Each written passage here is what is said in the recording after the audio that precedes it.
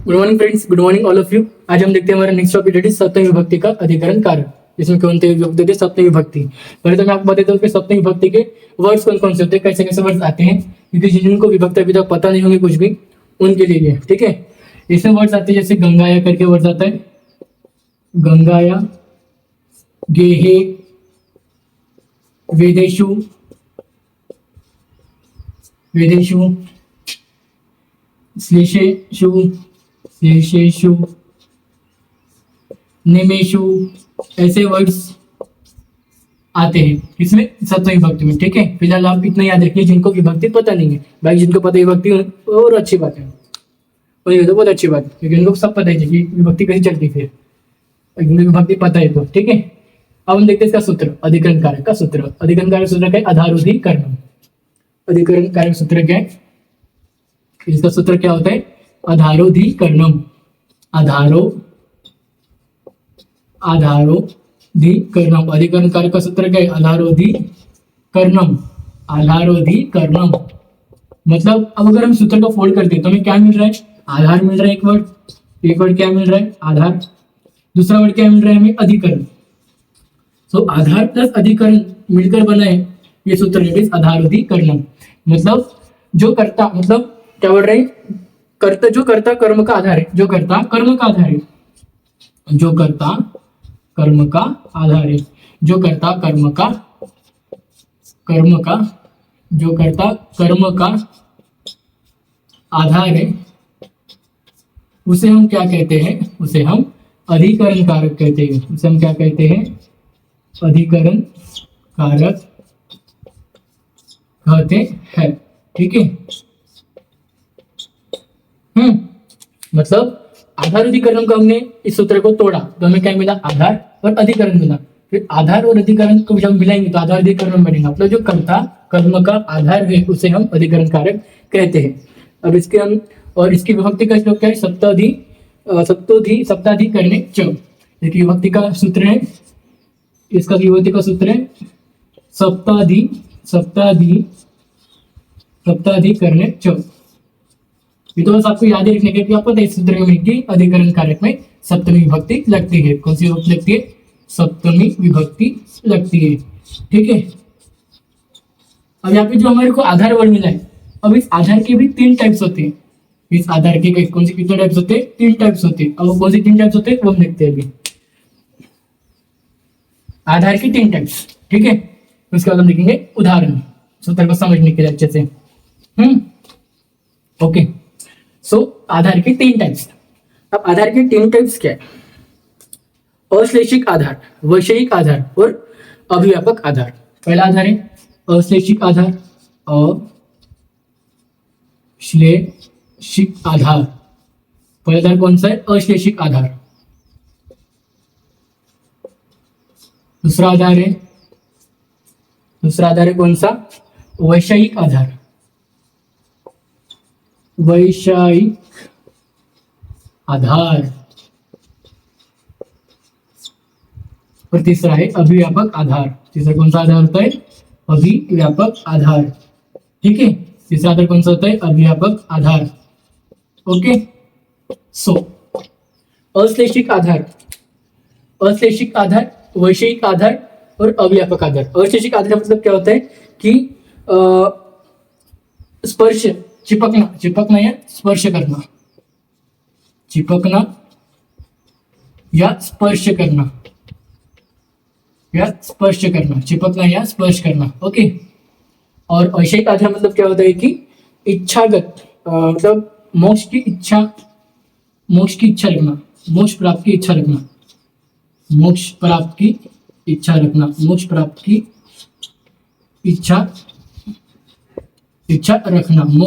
इच्छा रखना। मतलब वैशेषिक आचार्य में क्या हो गया कि चिपकना या स्पर्श करना। वैशेषिक आचार्य मतलब कहते हैं मोक्ष प्राप्त की इच्छा रखना है, तो इच्छागत इसको बोलते हैं। इसका दूसरा नाम देते हैं इच्छागत, ठीक है, समझने के लिए इच्छागत। और तीसरा है अव्यापक आधार, मतलब सर्वे आस्मिन आत्मा अस्ति, सर्वे आस्मिन आत्मा अस्ति, सर्वे आस्मिन आत्मा अस्ति। क्या होता है कि यहाँ पे बताएगी आत्मा पूरे शरीर में आत्मा है, हर जगह आत्मा होती है। इस श्लोक का अर्थ ऐसा है कि सर्वे अस्मिन् आत्मा अस्ति। ठीक है, और इसका दूसरा नाम होता है विद्यमान रहना, विद्यमान रहना। जैसे एक उदाहरण लिए तो हम विद्यमान रहना, विद्यमान रहना। ठीक है, विद्यमान रहना मतलब कोई चीज है, कोई एक छोटी चीज पूरे शरीर, पूरे आसपास चीजों में और एक ही वही पूरे वस्तु के अंदर विद्यमान है, मतलब व्याप्त हो गए, उसे हम विद्यमान रहना कहते हैं। ठीक है, अवशेषिक आधार, वैश्विक आधार और अभिव्यापक आधार, ये तीन आधार आपको याद रखने के इनके मीनिंग के साथ, क्योंकि उदाहरण में आपको यह काम आ सकते हैं, उदाहरण पहचानने के लिए। ठीक है, अब हम देखते हैं उदाहरण अधिकरण कारक का पहला सूत्र, अधिकरण कारक के सूत्र को समझने के लिए हम देखते उदाहरण। फिर हम पढ़ेंगे दो और सूत्र अधिकरण कारक के, जो मोस्ट इंपॉर्टेंट है। ठीक है, अब उदाहरण जैसे हम वयम गेहे वसाम। अब पहला उदाहरण से देखते हैं, वयम वयम वयम गेहे, वयम गेहे वसाम, वयम गेहे वसाम मतलब हम, वयम गेहे वसाम मतलब हम घर में रहते हैं, हम घर में, हम घर में रहते हैं, वयम गेहे वसाम हम घर में रहते हैं। इसका मीनिंग हो गया। तो यहाँ पे अधिकरण कारक क्या है? अब अधिकरण कारक क्या बोले कि जो कर्ता कर्म का आधार होता है। अब यहाँ पे कर्म का आधार मीन्स करता है जो कर्म का आधार है। यहाँ पे वयम मतलब हम जो हो गए वो कर्ता हो गए। अब हम आधार कौन है? यहाँ पे आधार घर बता रहे हैं। यहाँ पे आधार क्या है? घर, क्योंकि हम कहाँ पर रहते हैं? हम घर पे रहते हैं। घर ये हमारा आधार हो गया, और घर को हम कर्म भी बोल सकते हैं, तो कर्म का आधार घर हो गया। ओके, सो हम कहाँ पे रहते हैं? घर, घर ही हमारा आधार है। तो ये हो गया हमारा अधिकरण कारक। ठीक है, ये हो गया हमारा अधिकरण कारक। सेकंड उदाहरण, गंगाया निर्मलम जलम अस्ति। गंगाया निर्मलम जल अस्ति, गंगाया निर्मल जल अस्ति। अब गंगा नदी में निर्मल जल होता है, गंगा में निर्मल जल होता है। गंगा में निर्मल जल होता, गंगा में निर्मल जल होता है। अब गंगा आधार हो गया इसका, निर्मल जल का आधार क्या है? गंगा। तो ये हो गया हमारा अधिकरण कारक। जिस चीज का आधार दिखाया जा रहा है उदाहरण में, वही होगा अधिकरण कारक। ठीक है, तो ये हो गया हमारा अधिकरण कारक। ओके, तो हम देखते हैं नेक्स्ट। अब हम पढ़ने का एक मतलब अब हम पढ़ते हैं दो सूत्र, फिर आपको बताता हूँ इंपॉर्टेंट नोट। पहले हम पढ़ लेते दो सूत्र को, फिर आपको बताता हूँ इंपॉर्टेंट नोट। ठीक है, पहला सूत्र देखेंगे हम, जो हमें एक्स्ट्रा सूत्र पढ़ने के दो, उसमें पहला सूत्र देखते हैं हम, दैट इज साध्वी साधु प्रयोगी। साध्वी साधु प्रयोगी, पहला सूत्र देखते हैं हम। पहला सूत्र कौन सा है? साध्वी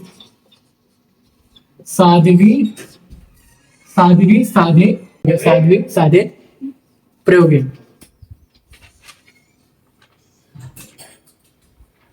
तो इसके सूत्र को अगर हम इस सूत्र को हम फोड़ते हैं तो हमें क्या देखने को मिल रहा है? ठीक है, साधे प्रयोगे। सो साधु और असाधु शब्दों के प्रयोग में सप्तमी विभक्ति होती है। इस मीनिंग का अर्थ क्या है? साधु और असाधु, साधु और असाधु शब्द में, मतलब साधु और असाधु शब्दों के प्रयोग में सप्तमी विभक्ति होती है। साधु और असाधु शब्दों के प्रयोग में सप्तमी विभक्ति होती है। सप्तमी विभक्ति होती है। ठीक है, अब इसके लिए हम उदाहरण देखते हैं इस समझने के लिए। दैट इज कि अब साधु मीन्स यहाँ पे क्या बताया? अच्छा, साधु मीन्स अच्छा, और असाधु मीन्स बुरा। असाधु मीन्स बुरा। ठीक है, साधु मीन्स अच्छा और असाधु मीन्स बुरा होता है। सो एक उदाहरण देखते हैं, कृष्ण मातारी साधु, कृष्ण मातारी साधु, कृष्ण मातारी साधु। हाँ, मतलब इस पहले तो इस उदाहरण का अर्थ क्या है कि कृष्ण माता के विषय में साधु है, मतलब कृष्ण माता के विषय में साधु है, मतलब इस उदाहरण का अर्थ क्या बोल रहे हैं, कृष्ण माता के विषय में, माता के विषय में साधु है, ठीक है, मतलब अच्छा है। तो यहाँ पे जो साधु में दिख रहा है, तो ये वर्ड हमें इस उदाहरण दिख रहा है, तो यहाँ पे साधु दिखा हमें, तो ये क्या होगा हमारा अधिकरण कारक, ये क्या हो गया हमारा अधिकरण कारक, ठीक है, अधिकरण करण कारक, ओके। कृष्ण मातारी साधु, कृष्ण माता के विषय में साधु मीन्स अच्छा, साधु मीन्स क्या होता है, अच्छा, ठीक है। अब देखिए नेक्स्ट सूत्र हमारा यतश्च निर्धारण, निर्धारणम। बस आपको इस सूत्र समझने के लिए मैंने उदाहरण बताया था, आपको समझ भी गया उदाहरण, बस जहां आपको ये वर्ड दिखते हैं साधु और असाधु, वह उदाहरण में आपको अधिकरण कारक देखने को मिलेगा, ठीक है। नेक्स्ट सूत्र हम देखते हैं यतश्च निर्धारणम। सेकंड सूत्र यतश्च, यतश्च निर्धारणम, यतश्च निर्धारणम, यतश्च निर्धारणम, यतश्च निर्धारणम, निर्धारणम। अब इस सूत्र का मीनिंग क्या बोल रहा है कि निर्धारण में षष्ठी विभक्ति, निर्धारण समुदायवाचक शब्द में षष्ठी या सप्तमी विभक्ति है। अब यहाँ पे क्या गया कुछ जैसे निर्धारण के वक्त, निर्धारण के वक्त, निर्धारण के वक्त, निर्धारण के वक्त, निर्धारण के वक्त सप्तमी और षष्ठी विभक्ति अगर हमें दिखी, निर्धारण के वक्त सप्तमी और षष्ठी विभक्ति क्या होगा, विभक्ति को अधिकरण कारक, अधिकरण कारक कहेंगे, ठीक है। इसका उदाहरण देखते हैं, दैट इज, इसका उदाहरण क्या आएगा, इसका उदाहरण आएगा, इसका देखो अब इसमें उदाहरण कैसा आएगा, एक तो षष्ठी का उदाहरण आएगा और सप्तमी का उदाहरण, दोनों उदाहरण साथ में आएंगे, षष्ठी और सप्तमी, आपको बचाना पड़ेगा षष्ठी विभक्ति और सप्तमी विभक्ति अंडरलाइन करके, और जो होगा, जो आपने षष्ठी विभक्ति जो होंगी वही होगा अधिकरण कारक, ओके। इसमें इसलिए हम एक उदाहरण देखते हैं समझने के लिए सूत्र को। कविषु कालिदास श्रेष्ठ, कविषु, कविषु कालिदास, कालिदास श्रेष्ठ, कविषु कालिदास श्रेष्ठ, ओके। और कवि नाम, कवि नाम कालिदास श्रेष्ठ, कवि नाम कालिदास श्रेष्ठ, कवि नाम कालिदास श्रेष्ठ। यहाँ पे हमें क्या मिला, दो उदाहरण दिखे हमें, कविषु और कवि नाम। सो कविषु षष्ठी विभक्ति होंगी और कवि नाम सप्तमी विभक्ति होंगी, ओके। और इसका क्या है, कवियों में कालिदास श्रेष्ठ है, कवियों में कालिदास। अगर हम इस सूत्र का, अगर हम सूत्र के डिफिनेशन के अनुसार देखें कि जो कर्ता कर्म का आधार है, तो यहाँ पे आधार कौन है, कालिदास। कालिदास किसका आधार है, कवियों में, कवियों में कालिदास श्रेष्ठ है, कवियों में, कवियों में मतलब एक ब्रांच बोल सकते हैं, एक कवियों में मतलब एक बहुत सारे समूह, समूह उसका एक आधार हो गया, कालिदास जी का जो समूह था, मतलब उन समूह में से एक कालिदास सर्वश्रेष्ठ है, तो समूह उनका वो एक आधार हो गया। अगर हम सूत्र के अनुसार, सूत्र के डिफिनेशन के अनुसार देखें तो ऐसा इसका मीनिंग मिलेगा कि कवियों में कालिदास श्रेष्ठ है, कवियों में, कवियों में कालिदास श्रेष्ठ है, श्रेष्ठ है, ठीक है। सो ये हो गया हमारा षष्ठी विभक्ति, तो ये हो गया हमारा अधिकरण कारक, ये हो गया सप्तमी, ये हो गया हमारा अधिकरण कारक, ठीक है, ये थे हमारे दो इंपॉर्टेंट सूत्र, बस आपको इन दो सूत्र को समझना था। ओके, ठीक है, समझा। और हम देखते हैं नेक्स्ट एक इंपॉर्टेंट नोट था मैं आपको, अब देखेंगे एक इंपॉर्टेंट नोट जो कि थोड़ा बहुत इंपॉर्टेंट है, क्योंकि वहां से अगर आया तो एक आधी क्वेश्चन या एक आधी उदाहरण आपके यूटी में डायरेक्टली पूछा जाएगा। और बहुत इजी नोट है वो। नोट क्या बोलता है वो इजी नोट क्या बोलता है कि निपुण या कुशल शब्द, अगर निपुण या कुशल शब्द आपको इस उदाहरण में दिखते तो वो क्या उनको कौन सा अधिक कारक होगा, अधिकरण कारक होगा। ठीक है, कौन सा कारक होगा, वो अधिकरण कारक होगा। एक नोट लिखिए, दैट इज कुशल कुशल कुशल और निपुण, कुशल और निपुण, कुशल और निपुण यह शब्द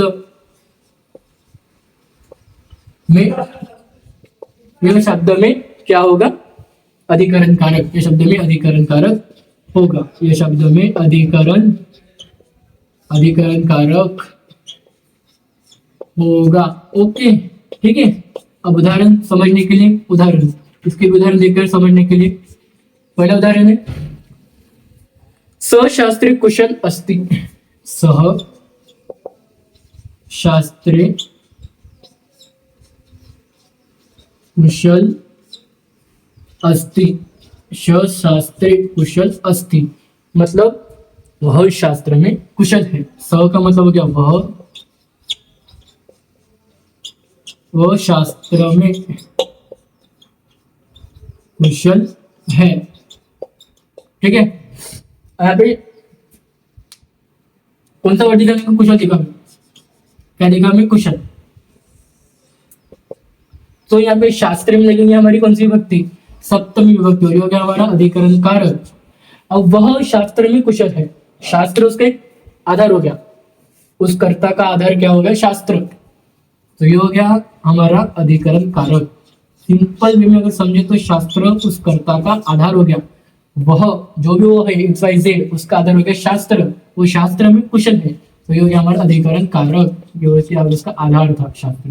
ठीक है, तो ये था हमारा छोटा सा अधिकरण कारक, सप्तमी विभक्ति, इसमें चलती है। ओके, सो लेक्चर एंड करने से पहले मैं आपको बताना चाहता हूँ 3 चीजें जो कि मैं हर लेक्चर के एंडिंग में बताता ही हूँ। सो पहली बात कि हमारा यूट्यूब चैनल शुरू है, जिसका नाम है आयुर्वेदा रियलिटी।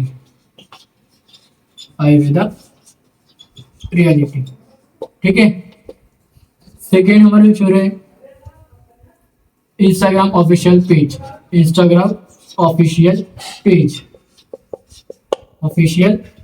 वो भी हमारा आयुर्वेदा रियलिटी करके है, आयुर्वेदा रियलिटी। ठीक है, और तीसरा है हमारा जो टेलीग्राम में चैनल,